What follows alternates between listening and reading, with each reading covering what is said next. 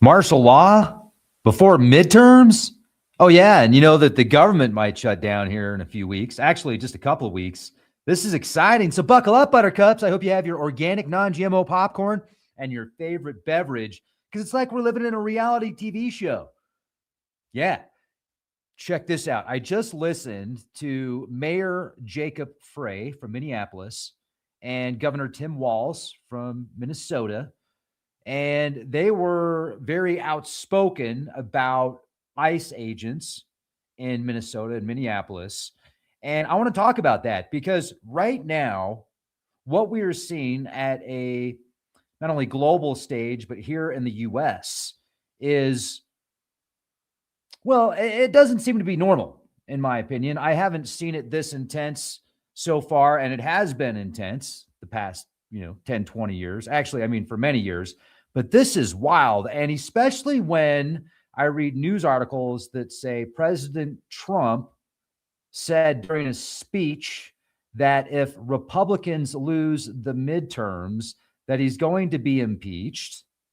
There's talk of the Insurrection Act being rolled out. And then what about martial law? And what's the difference? Did you know that there's about 3,000 ICE agents in Minnesota right now, including Border Patrol, and there's approximately 600 police agents? And there's news reports saying that a lot of these police officers are actually quitting to become ICE agents. Very, very interesting. So we're going to get into that. And also, did you hear about the Pentagon readying 1,500 troops for a potential Minnesota deployment? And this is Reuters. We're going to talk about that in a minute. Before we do, though, just real quick, huge shout out to our friends over at Boomer Boost. Get your Gladiator barley, your Boomer Boost, your collagen. This stuff is awesome. Amazing products. And if you go to boomerboost.com, click the link specific in the video description box, and use the code REX20, you'll get 20% off your order. If you set it up for auto ship, you'll get an extra 10% off your order. And they have different products that are already discounted. So stack up all these discounts, take the 30-day challenge, read the testimonies if you're skeptical about it, try it for 30 days, and I'm sure you'll be much less skeptical. This stuff's awesome. So Boomer Boost, Gladiator barley, collagen, amazing products, also the Myotrol, and that's just a quick shameless plug for Boomer Boost. All right. Hey, everybody. We've got some awesome people in the chat. Road Rage is in the chat. John, PSL, DC, STI, Rumble, and who else we got in there? JS Silver, Spartan. Good to see you all. Karen, hey, how you doing? All right. So the first article, let me just pull this up real quick. This is from Reuters, and I think it's all going to connect. I think it's all connected here. Closer to martial law than before. The Pentagon readies 1,500 troops for potential Minnesota deployment. U.S. officials say. This is Reuters. So what does that actually mean? Well, the U.S. Department of Defense has placed roughly 1,500 active duty soldiers on prepare to deploy orders for a possible domestic mission to Minnesota. These forces are drawn from the Army's 11th Airborne Division based in Alaska. With training for cold weather operations, officials emphasized this is readiness planning. It does not yet mean they will actually be sent. Now, this move comes amid intensifying protests in Minneapolis and surrounding areas after an immigration and customs enforcement agent fatally shot a U.S. citizen, triggering sustained demonstrations and clashes. Federal authorities have also deployed thousands of immigration and border agents to the Twin Cities under a controversial operation. State leaders and local officials have criticized these federal interventions as heavy-handed. And I want to talk about that. Let's go to that right now, actually. As I mentioned to you a moment ago, Trump predicts he will be impeached if Republicans lose midterms. That's one of the questions I've asked. Well, could we see martial law before midterms? Things are heating up out there. Now, this is from the Sky News Australia YouTube channel. I would definitely recommend watching this video. It's about 10 minutes, and you can fast forward through but there's a few key parts in this video that I think you need to watch and you need to listen to, because it is very, very telling. And I'll go ahead and share that with you now, actually. Let me just share that with you because I took notes. So Mayor Jacob Frey says This is what he said. Actually, you know what? Let's go back here. Let me pull this up. This is really, really interesting. I'm going to go to 6 minutes and 27 seconds of this video and just show you a couple of parts, because when you see the looks on the police officer's eyes, like his eyes light up at 6 minutes and 27 seconds.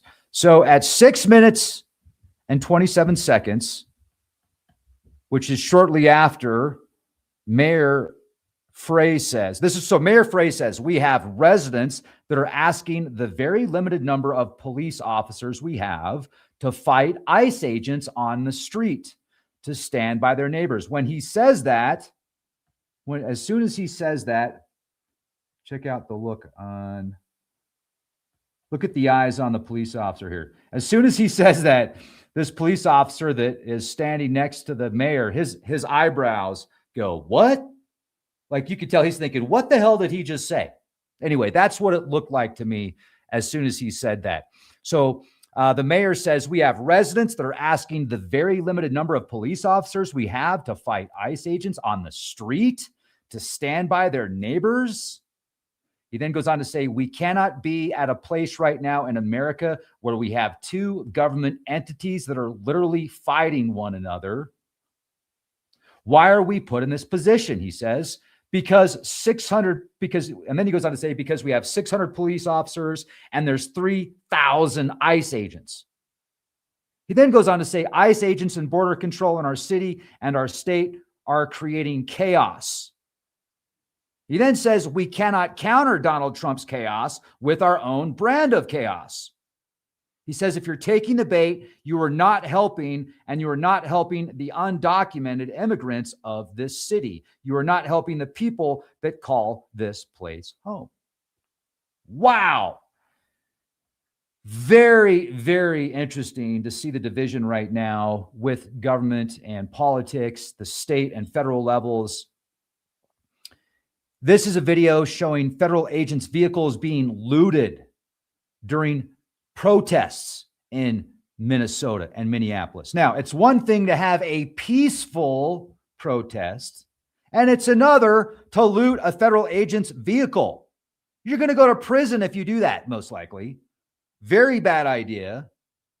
So when you have violent protests on the street, and you have people looting and going after federal agents and their vehicles and their property, it's going to cause problems. I don't know how people think they can get away with that. I'm just saying, with all the surveillance and the technology, they're going to find out who you are. Even if you've got a mask on, it's so easy to follow people with cameras and camera equipment, and artificial intelligence can tell by the way people walk. And then they have technologies that can pick up people's voices. I just don't see how people think they could get away with doing something like this with today's technologies. Now, people get heated up, and when you get in protests and you go act, and you're around a bunch of other people, usually the IQ drops. People do stupid shit, but this is beyond stupid, because they're going to use it as a way to create more. It'll be used for more control. It'll be used for more troops and more free losses of freedoms. Bad idea. Bad idea. So you can read about this, Reuters, Fox News, The Independent, it's all over. But with everything that's going on right now, I thought interesting that the Insurrection Act is being brought up. I think this was actually, the Insurrection Act actually happened in the early 90s during the LA protests. Remember Rodney King? Can't we all just get along? I remember watching that live, actually. I stayed home from school that day. I slept school, and so I could goof around at home. And I remember watching that live just as a little kid. But the primary difference between the Insurrection Act and martial law is that the Insurrection Act is a specific statutory authorization for the president to deploy the military to assist civilian authorities, whereas martial law is a broader, often undefined state of emergency where the military replaces civilian government authority entirely. So that would be a difference between the two.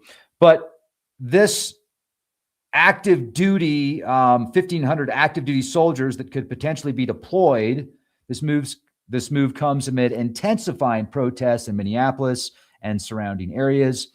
And President Donald Trump publicly threatened to invoke the Insurrection Act, which is a rare federal statute that permits active duty military deployment for domestic unrest if Minnesota's leaders did not curb attacks against federal agents. Senior administration figures later suggested no immediate invocation was necessary, but reaffirmed the federal government's readiness to act. Legal scholars and state officials have raised questions about the legality and implications of employing active duty troops in a domestic law and order role, especially absent clear state consent. Separately, the Minnesota National Guard has been mobilized by Governor Tim Walz to support state and local law enforcement responding to unrest. This reflects a broader pattern during the 2025-2026 of domestic military and National Guard deployments in U.S. cities, cited by federal and state officials for public safety missions. Though some have faced legal challenges under the Posse Comitatus Act limitations. Preparation and non-deployment. The prepare to deploy order does not guarantee troop movement, and deployment decision remains at the executive level. Invoking the Insurrection Act or similar measures would likely prompt significant legal challenges and political debate over federal versus state authority in managing civil unrest. Yes, that is true. What else do we got here? Okay. I have so many notes.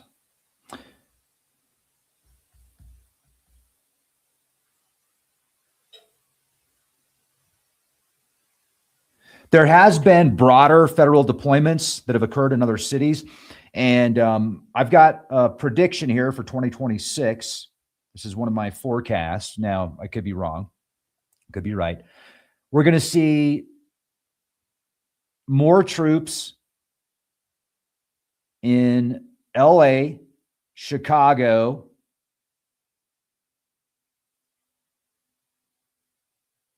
DC, Portland, and Memphis, and we already have. And I was New York City, I think. So I think New York City, Chicago, LA. We're going to see big federal movements in these three large cities before midterms. And also remember, the government could potentially shut down at the end of this month. So there's going to be, more political charades at the end of this month about diverting a government shutdown.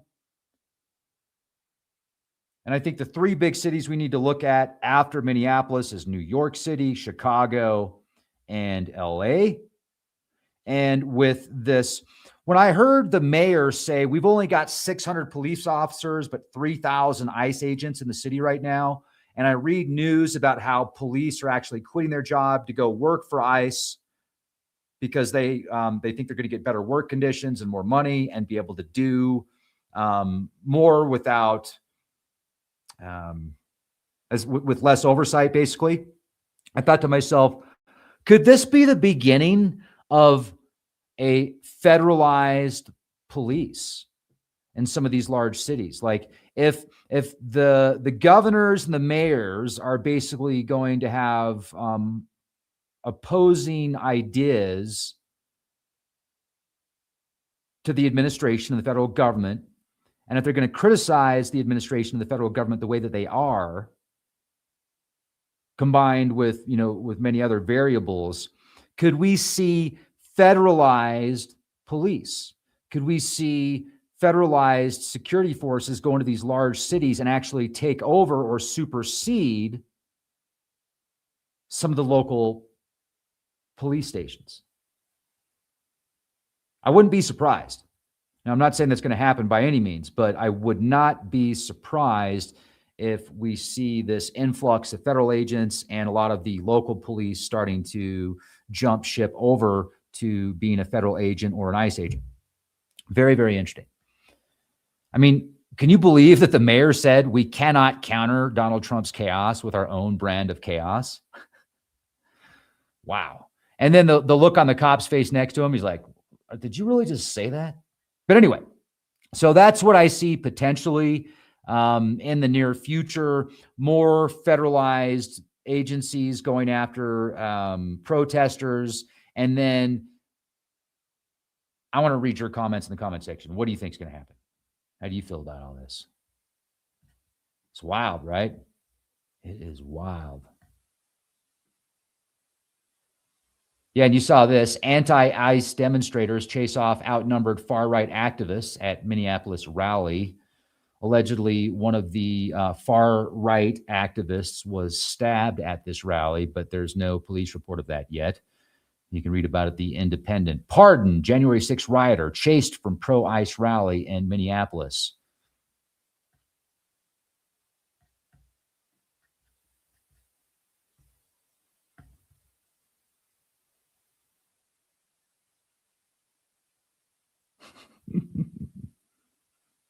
All right, everybody. Thank you for watching.